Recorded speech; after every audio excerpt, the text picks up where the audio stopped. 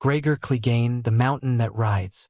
In the bloody chronicles of Westeros, few names are spoken with such fear and disgust as that of Gregor Clegane. Known to the world as the mountain that rides, he was not simply a knight, but a living nightmare. His towering figure, brutal strength, and merciless cruelty made him both a weapon and a curse to those who crossed his path. Gregor was born into House Clegane, a family of landed knights sworn to House Lannister. Even as a child, his size was unnatural, his temper uncontrollable. From an early age, he learned to kill without hesitation. His cruelty extended not only to enemies but to his own kin, most infamously to his younger brother Sandor, whom he scarred for life by pressing his face into the fire over a simple toy.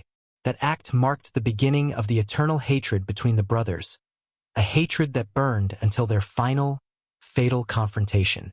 Gregor's reputation as a warrior grew rapidly. He was a giant in human form, clad in heavy armor that few men could even wear, let alone move in.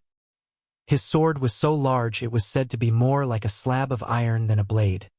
Yet he swung it with ease, cutting through armored knights as though they were straw. Wherever he rode, corpses followed, and the name the mountain became a curse mothers whispered to frighten unruly children. But what made him truly feared was not his size or strength. It was his absolute lack of mercy. Gregor was infamous for his atrocities. During the sack of King's Landing, he slaughtered Princess Elia Martell and her children with a brutality so monstrous it ignited generations of hatred between House Martell and House Lannister. Later, as Tywin Lannister's enforcer, he left entire villages burned, women raped, and men butchered, his deeds so horrific that even his allies feared him. Yet for all his cruelty, Gregor was a man consumed by rage and darkness. He had no honor, no loyalty beyond what benefited him, no purpose but destruction. Where others sought glory or power, Gregor sought only blood. His life was a storm of violence, and those who stood in his path rarely lived to tell of it. His final chapter came during his legendary duel with Oberyn Martell, the Red Viper. Oberyn came seeking vengeance for his sister Elia, demanding justice for her murder. The duel was fierce, speed against brute strength.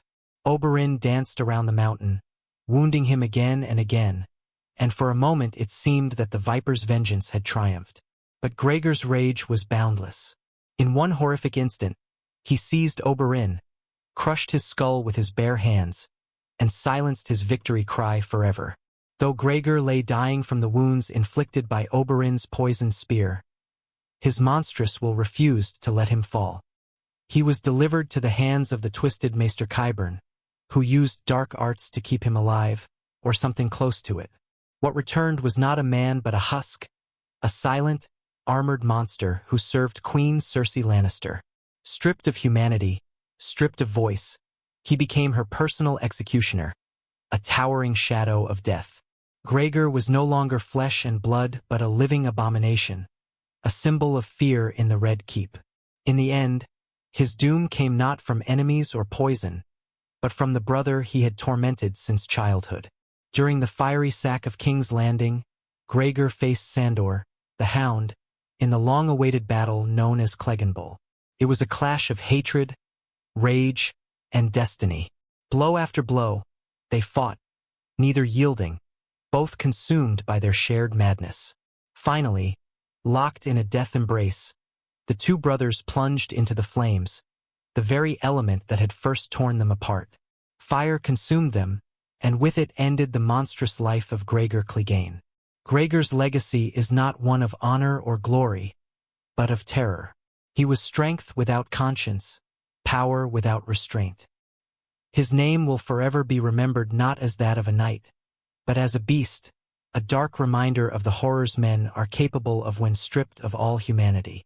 Thus ends the tale of Gregor Clegane, the mountain that rides, a man who lived as a monster and died in the flames of the hatred he himself created.